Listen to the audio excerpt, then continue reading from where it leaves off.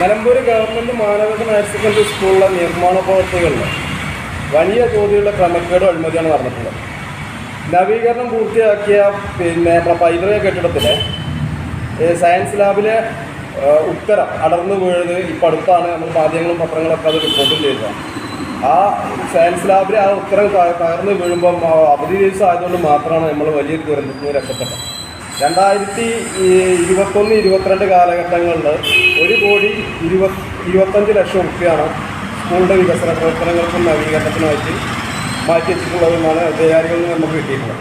അതുപോലെ തന്നെ ഈ പൈതൃക കെട്ടിടം, അതായത് പ്രാരംഭഘട്ടങ്ങളിൽ തന്നെ ഉണ്ടായിരുന്ന നിർമ്മാണം ഒന്നാണ് നമ്മുടെ മാനവത്തിൻ്റെ മുഖമുദ്രയായിട്ടുള്ള പൈതൃക കെട്ടിടം. ആ പൈതൃക കെട്ടിടത്തിൻ്റെ നവീകരണത്തിനായിട്ട് സ്കൂൾ അധികാരികളുടെ ആവശ്യപ്രകാരമാണ് 25,00,000 രൂപ ഇതിലേക്ക് മാറ്റിവെച്ചത് വികസനത്തിന്. അതിൽ ആദ്യത്തെ എസ്റ്റിമേറ്റിൽ പൈതൃക കെട്ടിടത്തിൻ്റെ നവീകരണം എന്ന് പറയുന്നത് നമ്മളെ HMൻ്റെ ഓഫീസ് ഒന്ന് വിപുലപ്പെടുത്തുക, അതുപോലെ തന്നെ സ്റ്റാഫ് റൂം, അതുപോലെ അതിൻ്റെ ദ്രവിച്ച മേൽക്കൂര നന്നാക്കുക, ബിൽഡിങ്ങിൻ്റെ 2 വശങ്ങളിലും തകർന്നു പോയ ഭാഗങ്ങളിൽ പൊളിച്ചു മാറ്റി പുനർനിർമ്മിക്കുക, ഇതൊക്കെയായിരുന്നു ആ എസ്റ്റിമേറ്റിലുണ്ടായത്.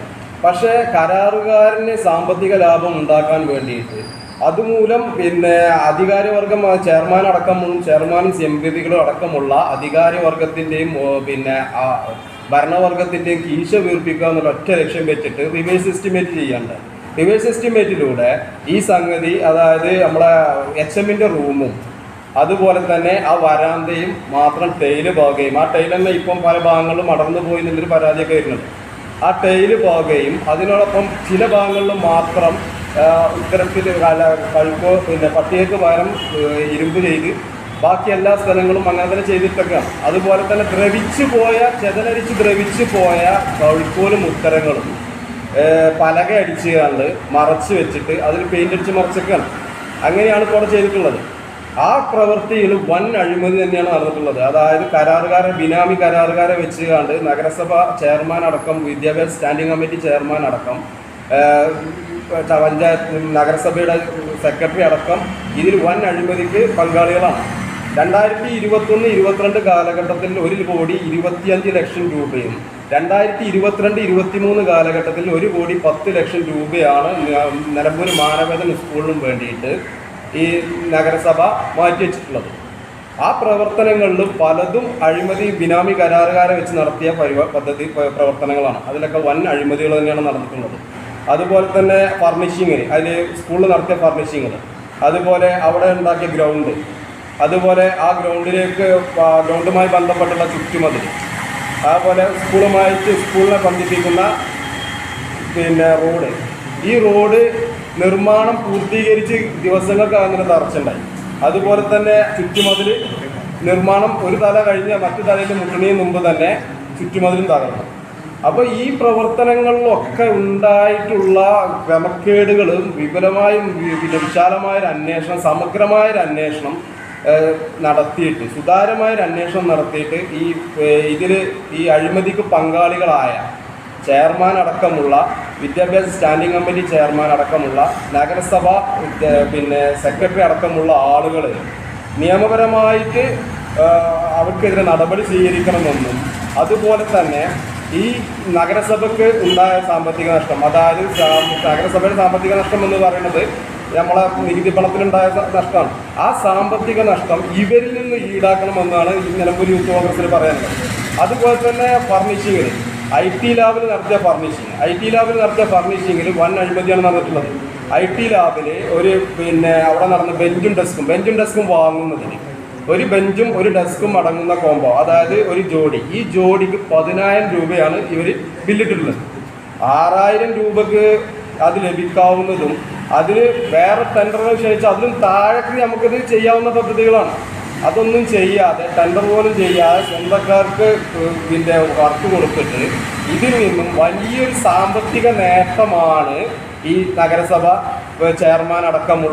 ചെയർമാൻ സിമ്പതികളടക്കമുള്ള ആളുകൾ ഇതിൽ നിന്നുണ്ടാക്കുന്നത്.